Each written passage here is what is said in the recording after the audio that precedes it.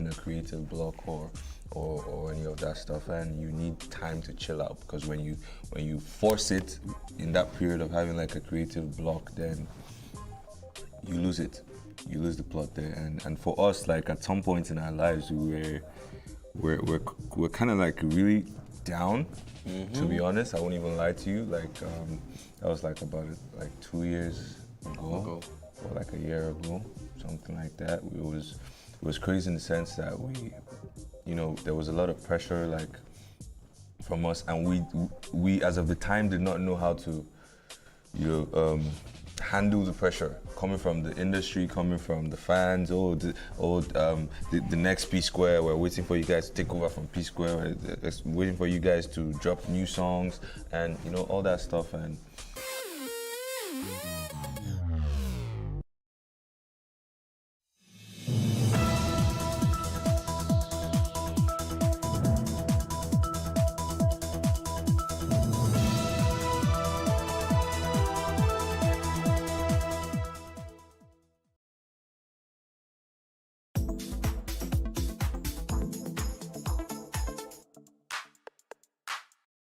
I say entrepreneurship is like faith. Faith is substance of things hoped for, an evidence of things not seen. I honestly think I have what it takes to be successful. Not only being successful, but I believe that I have what it takes to build a very strong company, a brand that survives even when I have left. Because my kids lives in Canada, they ask, what do you do in Africa? So they think Africa is, Lion King, it's a jungle. So they were amazed to say, what do you do in Africa, Dad? So I say computer. I say, no, computer with the lions? So entrepreneurship is that you create these things in your mind, you can't touch them. They're just ideas in your mind, and you hope and believe that they'll become things.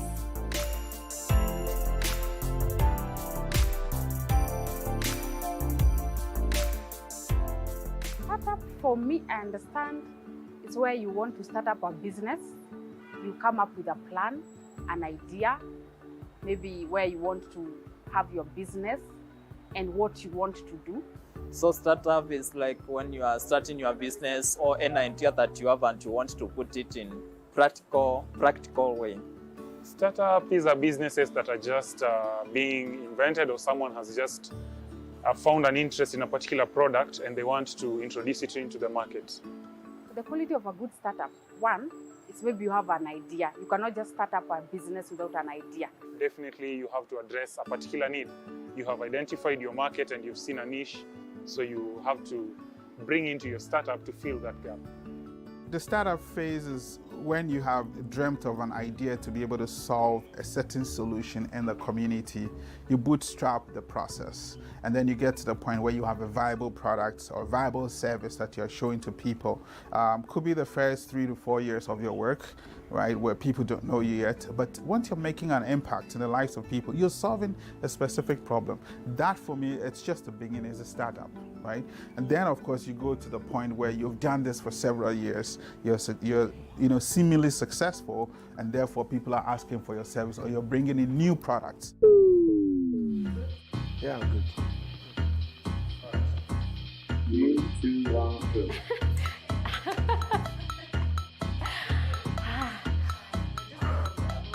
Now let me be serious.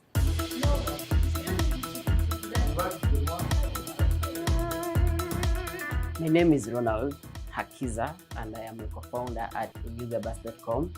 I am 27 years of age, of course making 28 very soon, and I come from Kisoro. I'm single, I'm not yet married. I work at Yugabus, and Yugabus is an online bus ticketing company. So we offer travelers or anyone who is traveling by bus a web and mobile application to book any bus to travel anywhere across East Africa. My name is Eunice Mainamburu, the CEO and founder of Bismart Insurance. Bismart is an online integrated insurance platform that enables customers to choose the right insurance for themselves. This is through comparing from multiple insurance companies. My name is Kimenyi Mabre, and I'm CEO of Algorithm, and we produce software, and which called Ishiga software.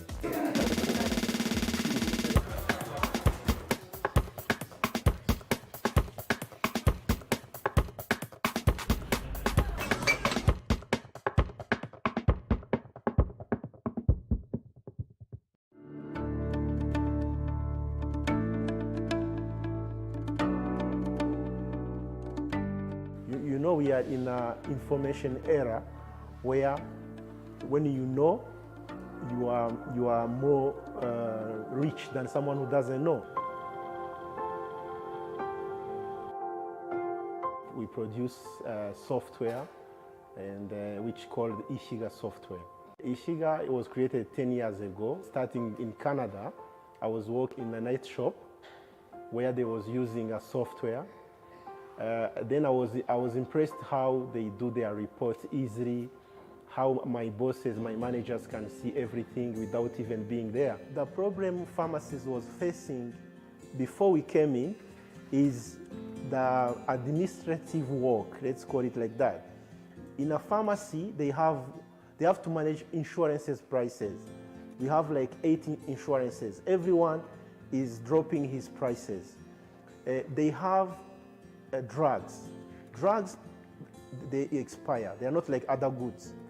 And when it expired, you can't give to someone. Every pharmacy was isolated, every warehouses. So there was no way these people can see their data in one master data. So we created Ishiga Live, which was taking all this data. So all this headache, we try to resolve them inside our software, putting them in the cloud. So if you are anywhere, you can come and view your data.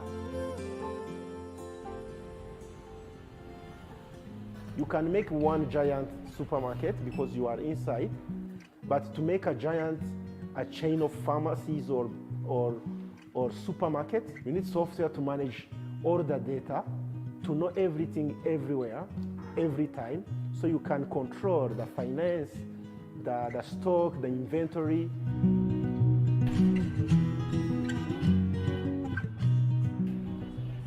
So we are working with hotels and bars. So waiters use this tablet, and they can order in front of you. They can order your goods, what you want. Then it goes directly in the kitchen. Then they can start preparing it, or drinks.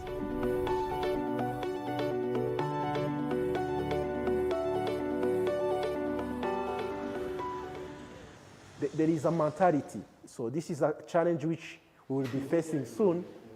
It's the mentality of African business or governments, where they don't trust like African solutions, especially in software. Challenges faced was two. One was to find skilled people, and the second was to find big contract which can sustain our company.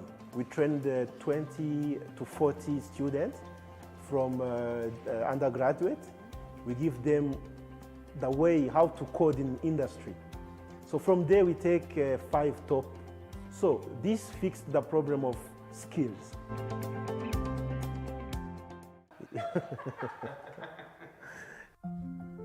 How I'm different is when I started the company, I used to do things myself. Now everything is not connected to me. The business has to run without me. Nothing is magic here. Everyone who arrives somewhere is working day and night. You sleep when you have to sleep.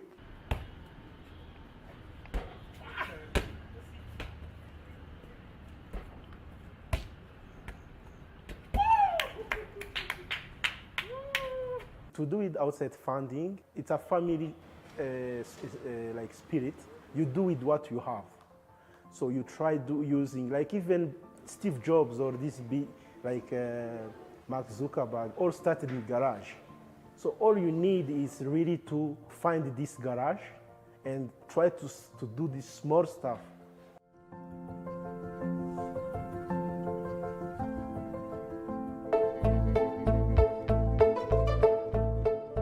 When it come in, we had to allocate ourselves responsibilities. I was in charge of marketing. My colleague was in charge of growth and managing developers. So when we allocated each other responsibilities, then we moved to finding the resources to make sure this company works, because when we are just starting, there's no profit being made. You get it? And then that is when someone walks up to me, and who could be my aunt, and says, you know what, I will support with some startup. You get it? Some little money. And then from there, everything else starts falling into place when the business has taken shape. You get it? Yeah. By taking shape, I mean when you can wake up one morning and be sure that at least even if I am not there, someone traveling to Nairobi, to Kisoro, to Kigali, to Juba will be able to still get served. I would have started more leaner. Lean startup means is that you are looking at your processes, right? And you are trying to cut off some things that you think are not really needed at the moment.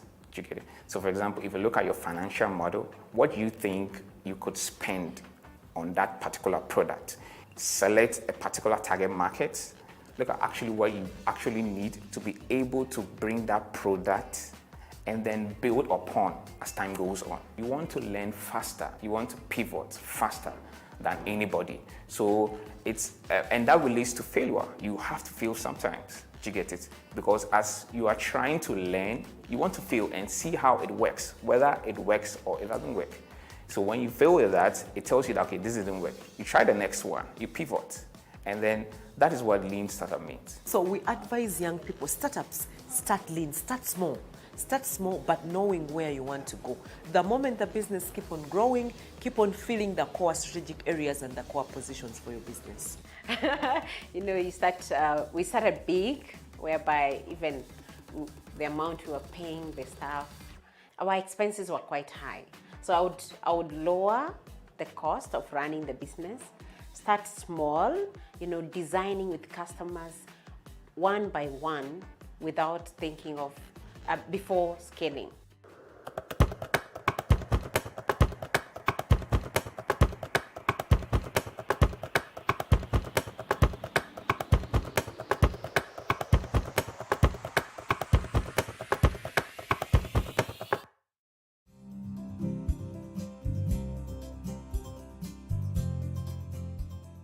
When I got into insurance, I discovered there's a lot of friction between insurance companies, insurance agents, and customers. And every day I kept asking, how can we reduce this friction? Because customers would complain. I get to know that I was not covered when there's a claim. And the insurance, from their point of view, they have given all the information through a policy document. So I needed to understand what is the real problem. Most of the young people have their income is not consistent. So how do we enable them accept insurance as a risk mitigation solution to their financial issues? And also, how can they access it hassle-free, conveniently, and at the comfort of their mobile phone? Someone hit my vehicle, and the process was so long and tiresome because we kept calling the office, and it took like over 1 month to get the vehicle repaired, yet we were on comprehensive cover. So we felt that it would have been faster had we had someone who is assisting us with all the customer care process and all that stuff. Working with BSmart, I think I've loved their services. I don't get to deal directly with the insurance company. I deal directly with BSmart, which makes my work so easy because I just need to sit back and they'll handle everything else. I really don't need to walk into an office and, get the insurance there and all that stuff. And just a click away, so to speak. We're in the digital era, we are in the 21st century, and things can be done in a better way. Things can be done in an easier way. So you find that if we have the startups that are bridging the gap, then it just works out very perfectly for the rest of us here. The problem we are solving is actually in the insurance sector. The penetration of insurance in Kenya is very low. And actually, in Africa, apart from South Africa, most of the African countries, the insurance penetration is very low. Now, when you look at the demography of Africa, we have a very young population. You know, median age, 19 years old. And the insurance has been selling the same old products, the same way, same distribution channels, but then it means they cannot access the current customer. My lifestyle has changed. It has become simpler and easier. You see, when you're employed, you're a bit extravagant because you see, you know that every month there'll be more money, and so you can spend as much as you can because there's more money coming. And of course, the things that drives you when you're employed are different from what drives you when you're an entrepreneur. When I was quitting my job, I thought that when you quit job, you need to you need a big office, many employees, so that then that's a measure of success. Look, today, I think different. It's how lean can I scale my business? How can I scale my business without increasing my costs? So those are the things that I look at.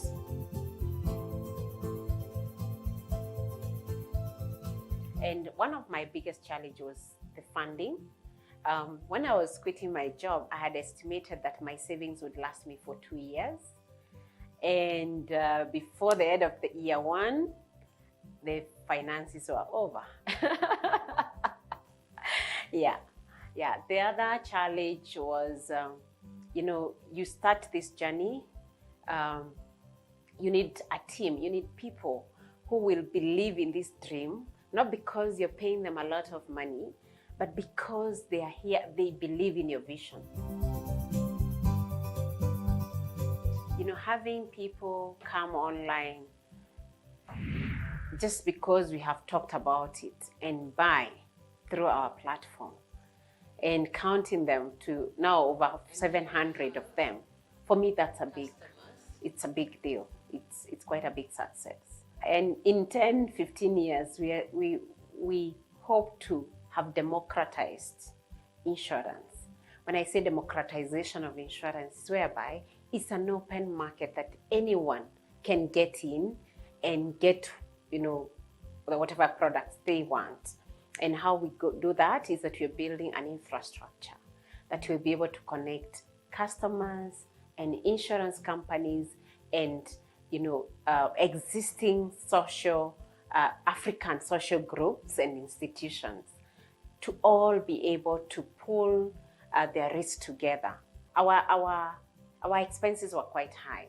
So I would lower the cost of running the business, start small and with the customers, you know, designing with customers one by one without thinking of before scaling.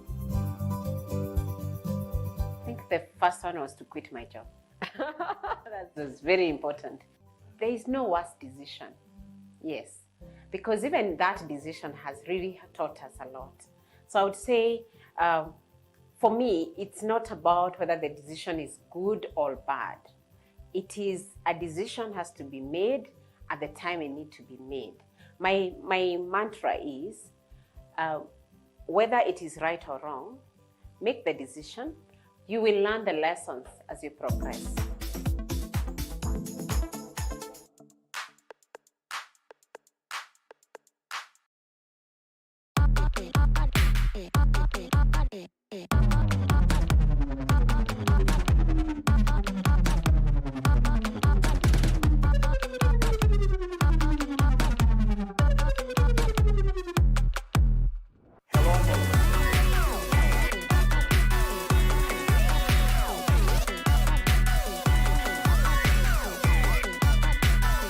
From around the world. Let's go.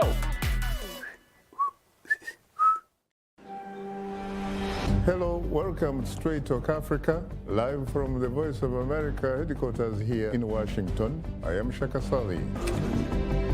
Straight Talk Africa, we call it like it is. We discuss issues that reflect the interests of our audience without fear or favor. We are guided by facts. And I look at myself as a servant of nothing but the truth.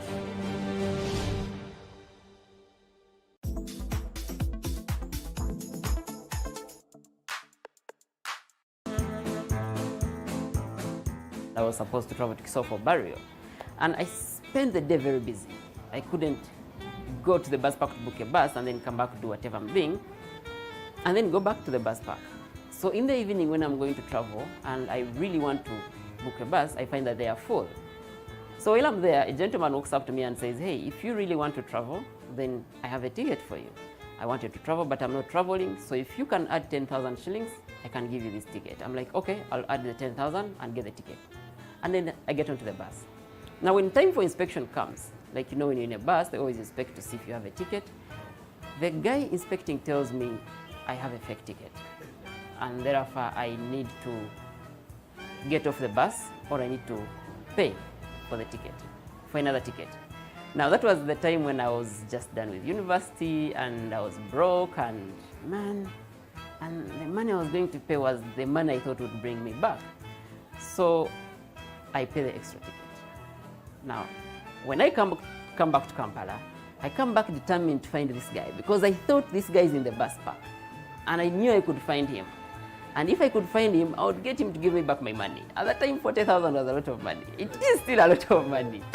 Yeah. So while in the bus back, looking for that particular gentleman, because I could remember the face, one other guy tells me, Wekoya, you're just making, you're just wasting your time. This happens every single day. In there, I realized that there were many passengers who were failing to book buses on time, and they were falling in the hands of such guys. Therefore, they were losing money. So I said to myself, I think there has to be a better way people book bus tickets. The problem that Yuga Bus is addressing is the inconvenience that passengers have to go through in being able to book bus tickets. The whole inconvenience of you lining up at bus stations. The whole inconvenience of you having to go through the crazy traffic jam to be able to reach the bus station. The whole challenge of you having to move from bus to bus, trying to find out which bus has space and which one does not have space. The whole challenge of you having to ask yourself how much do they charge, which buses go to this particular destination. Each single day I see people asking, which bus goes to this town? And I'm like, okay, just check it out on your phone. So all that entire problem that people face in using buses is what Yuga Bus is addressing through our digital products. So Yuga Bus will display a screen where you're supposed to put in where you're coming from and where you are going. Now let's assume you're going to Kisoro.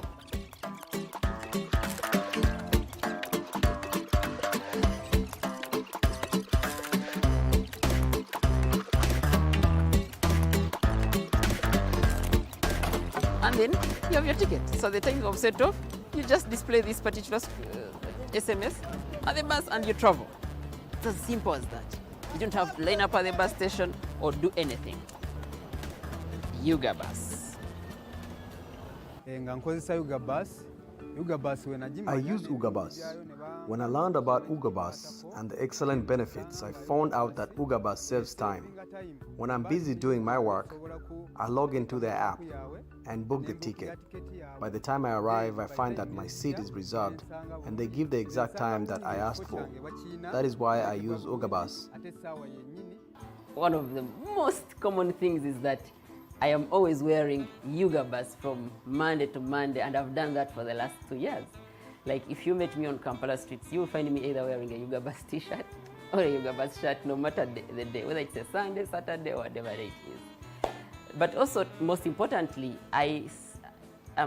Yuga Bus has taught me to care for the community.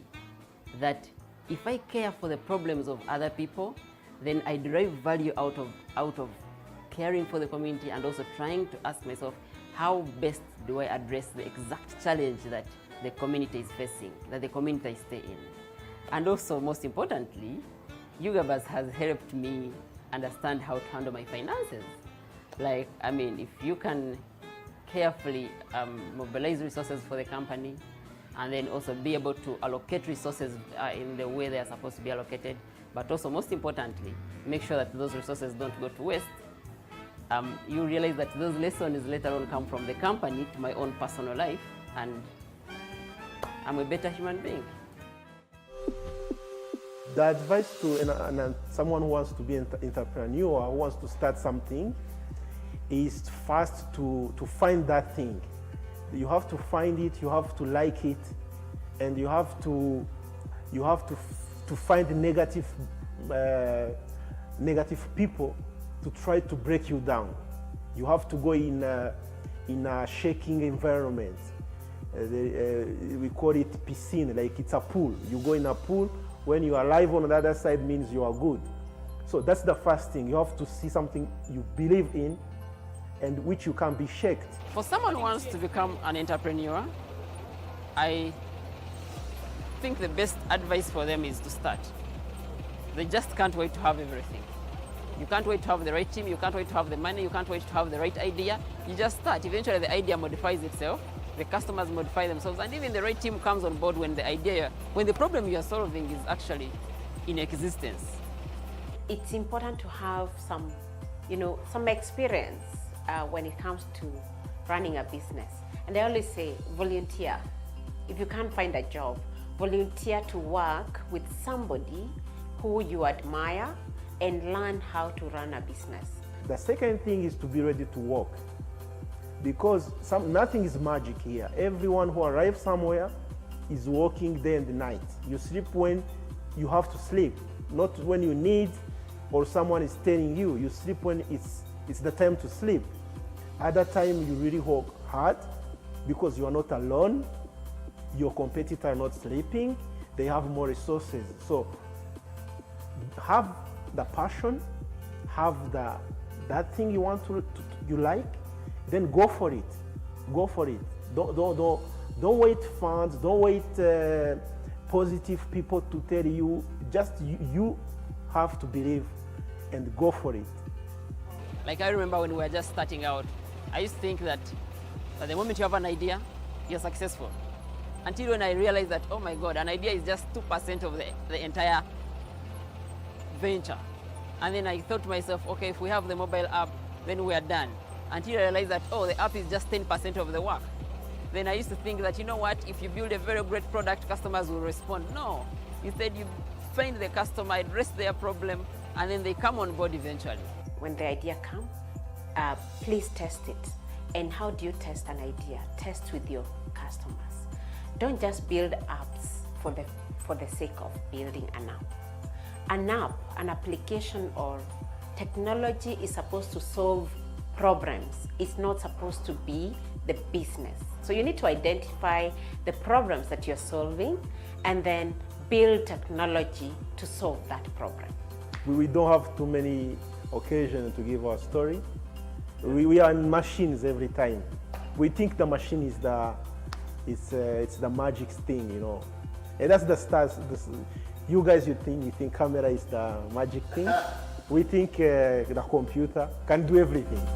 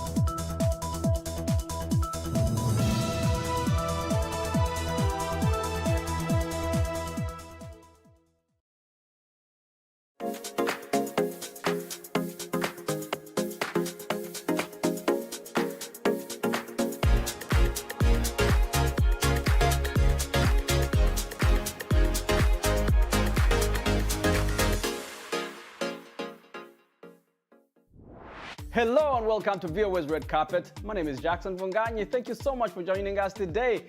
On this episode, we have the first edition of the Motherland Comedy Festival in Maryland, Ugandan vocalist Irene Talley, and an original animated series from Africa has made its debut on Netflix.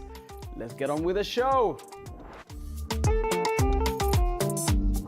And let's start with some highlights of the latest entertainment news from around the world. In film news, movie stars and celebrities, including actor Mila Jovovich and artists Rita Ora and Leona Lewis, turned up at the rosy carpet of the AMFA Gala to attend a fundraiser for AIDS research at the medieval building of Scuola Grande della Misericordia in Venice.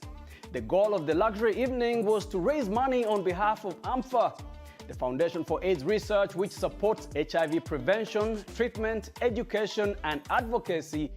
And elsewhere, British actor and musician Idris Elba and his wife Sabrina Dore Elba visited Rwanda for the second time and participated in a traditional gorilla naming ceremony known as Kwita Izina. The couple named a baby gorilla Narame, which means long life in Kinyarwanda, the official language of Rwanda.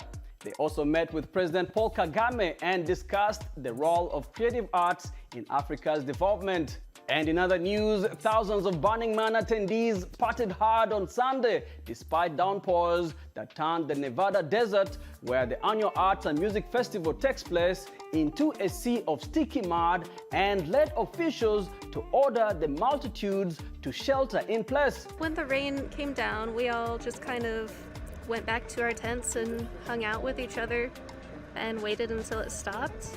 It was incredibly muddy. We had to, a lot of us, put bags over our shoes or tape them over our feet.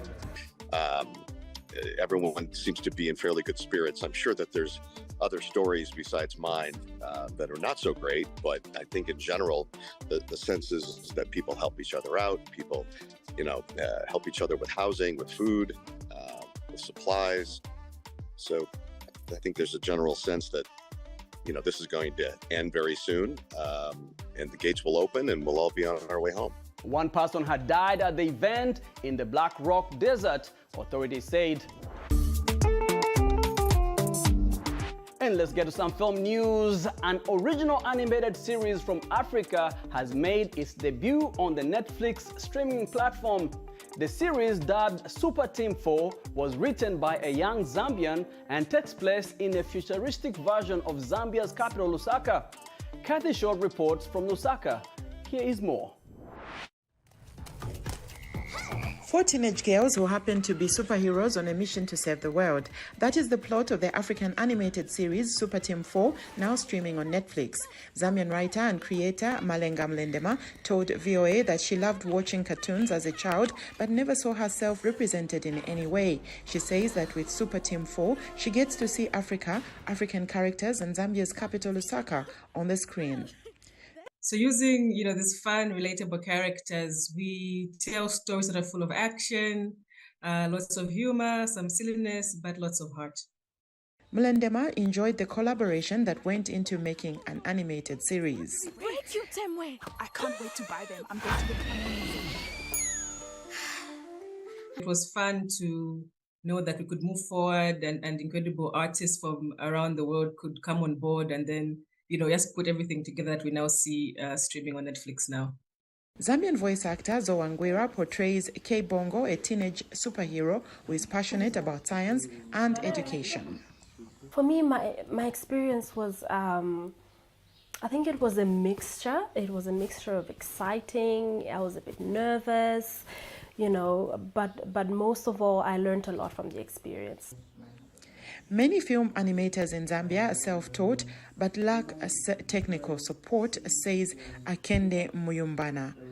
Despite the challenges, Akende Muyumbana, creative director at Utopia Studios in Lusaka, has persevered.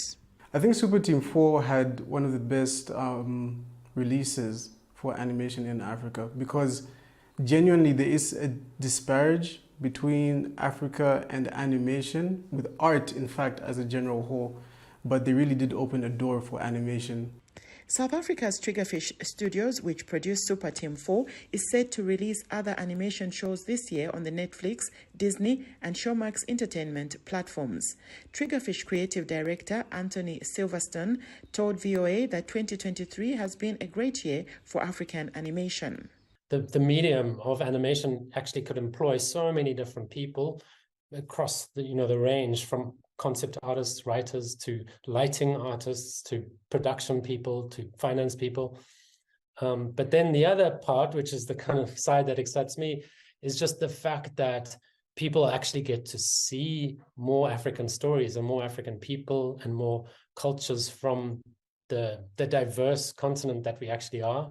Industry experts like Silverstone say that production of animated films and television is on the rise in Africa, and that talent is also in abundance. All that remains is for opportunities to open up for the continent's animators.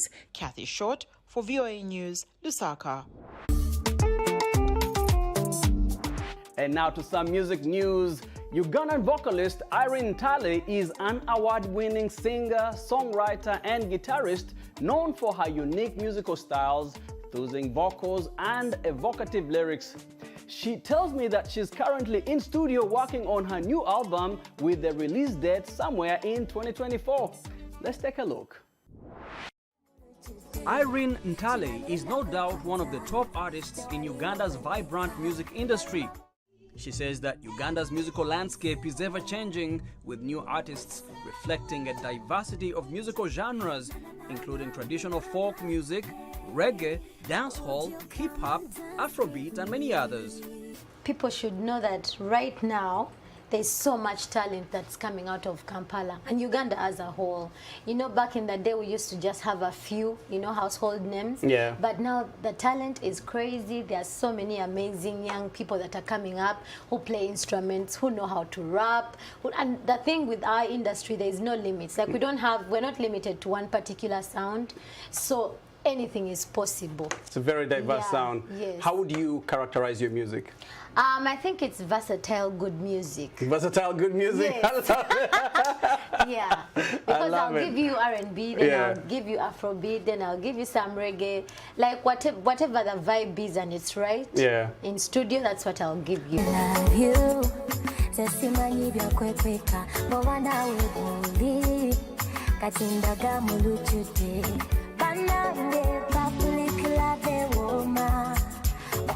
I'm currently in studio. I've recorded a lot of singles, which I'm still trying to figure out with my team. Should we release an album? Should we just release like a 6-piece EP? Should we continue to just release like singles and videos? So we are still trying to figure that out, me and my team. Even though Uganda's music industry has experienced significant growth and transformation over the years, she has managed to stay on top by sticking to her musical path. For me, mainly, I believe being, first of all, accepting who I am and the kind of talent that I have, just accepting that they can only just be one Irene Ntale, and that is the flavor that I can bring, my own flavor. What's the song that finally established Irene Ntale as a household name in the Ugandan music industry? That song has to be Jobera, Jembera. I believe that song changed my life. Yeah. Can you sing us a couple of lines of that? The chorus? Okay. Sabe katondera chikoze nakuleta lelo nkufunye owa boda boda mutagende tutambule owompeke jobera jembera nakanamba konkalina jobera jembera manyina From an ABBA legend teaming up with artificial intelligence to a tech startup that wants to get into the boxing ring, these are the week's big stories from the AI revolution. Here is more. From software that really sings to why chatbots are throwing some punches, this is Generation AI. YouTube is launching an incubator to help explore the use of AI in music. The Alphabet unit says the group will help gather insights on generative AI experiments at YouTube. The firm has signed up mega label Universal Music as a partner and is set to work with artists including ABBA member Bjorn Ulvaeus. Facebook parent Meta has released an AI model that can translate between dozens of languages. Boss Mark Zuckerberg hopes that will help drive his vision of a global metaverse where people everywhere can interact without linguistic divides. Baidu is waiting for a green light from Beijing. The Chinese tech giant beat earnings forecasts over the latest quarter and says it's integrating its Ernie chatbot into numerous products. But it needs regulators to okay a wider rollout to the public, and that hasn't come yet. AI could be entering the boxing ring. Startup Jabber has developed a system that can observe fights and measure 50 different parameters in real time. Boss Alan Swystrup. And what it's going to give you is an automated count of strikes thrown, what's landed, the impact quality of the shots. But it's also going to do a lot of other cool things like generate automated highlights for you. The system has already been put through its paces at a London boxing club. And AI-generated art cannot be copyrighted. That's according to a US court, at least. The ruling says only humans can get the legal protection, to the disappointment of artistic chatbots everywhere.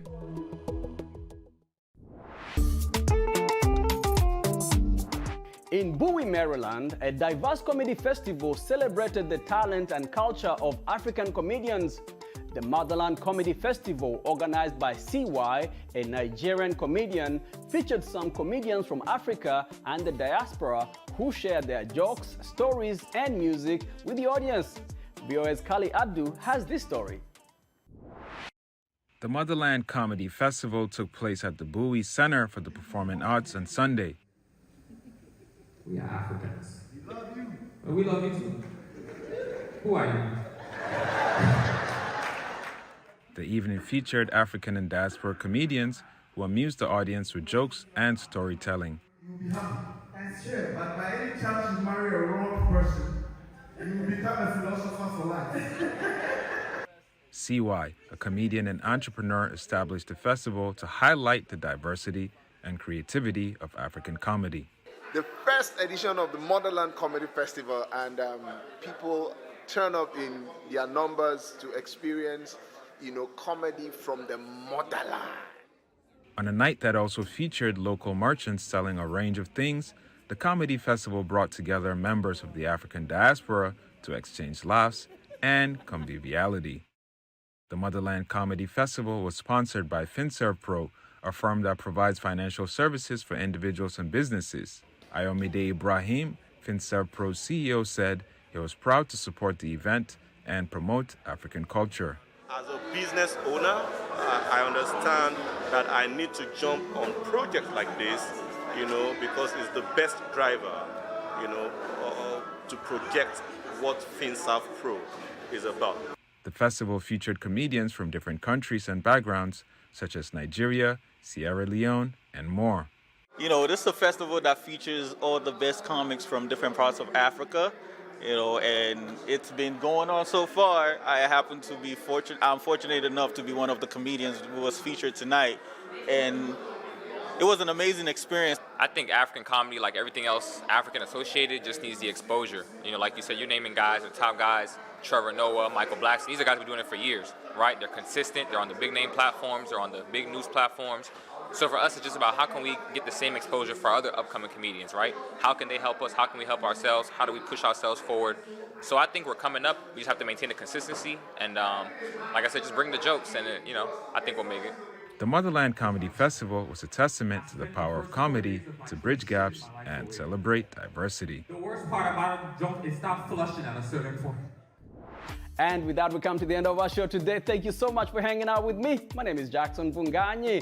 For more entertainment news, remember to check us out at voaafrica.com. We are also on Instagram, on Facebook, and on YouTube. Don't forget to like, to share, and to subscribe. Until next time, goodbye, everyone.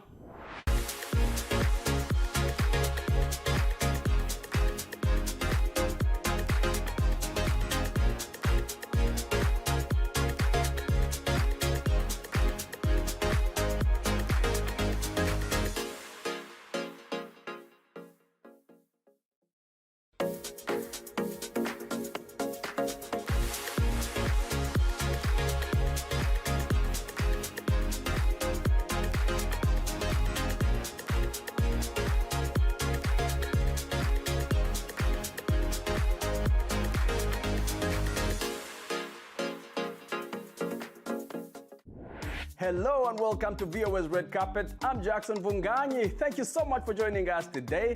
AFCON has officially kicked off in Ivory Coast, and over the coming weeks, we will bring you stories on Africa's biggest soccer tournament. And we go to Niger, where musicians are struggling to keep its traditional music alive.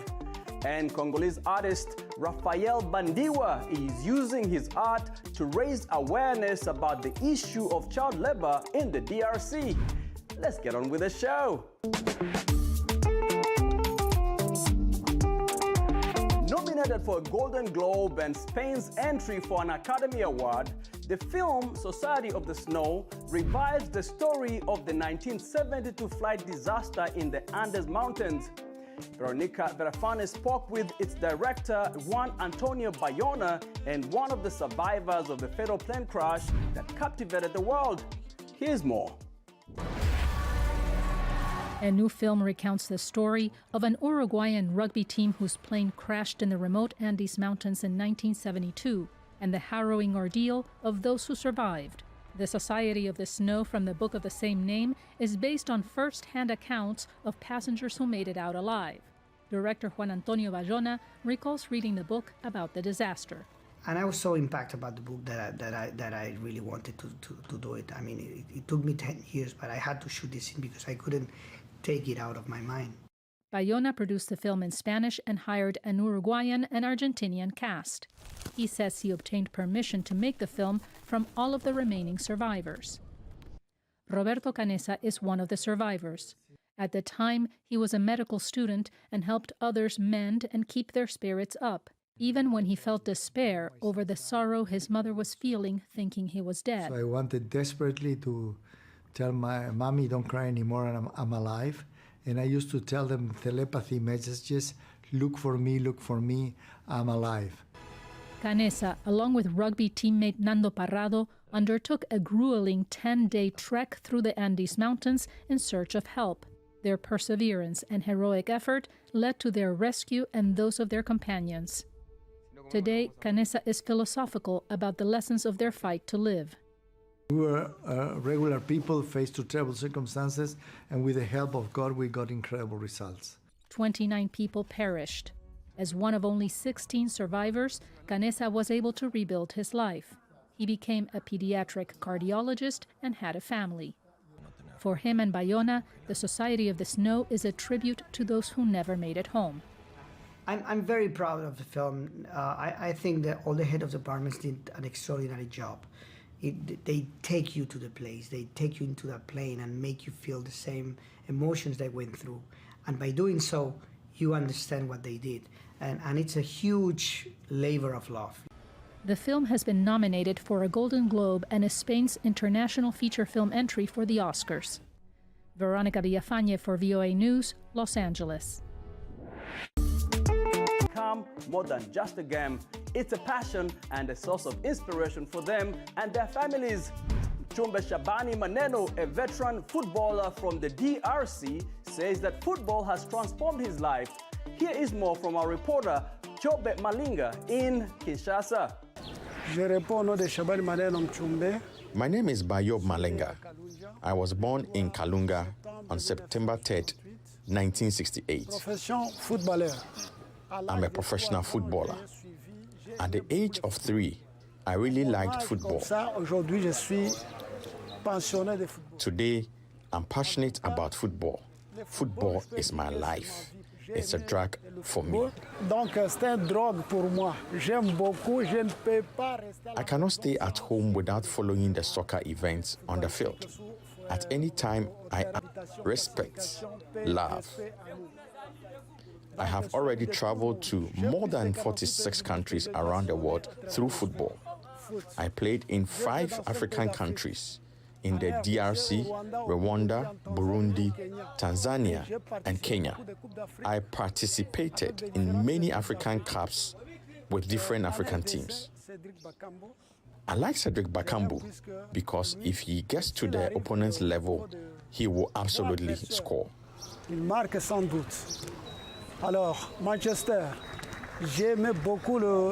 For Manchester, I really like Beckham. I followed Maradona during the '89 World Cup, so I can't forget that. A year later, Bahindwa's hard work has won him recognition as Atlanta's Artist of the Year. On our recent visit to Atlanta, Bahindwa showed us around his latest exhibit titled Little Kings. Bahindwa says that he wants to use his art to advocate and bring awareness to the issue of child labor and the plight of thousands of young Congolese children.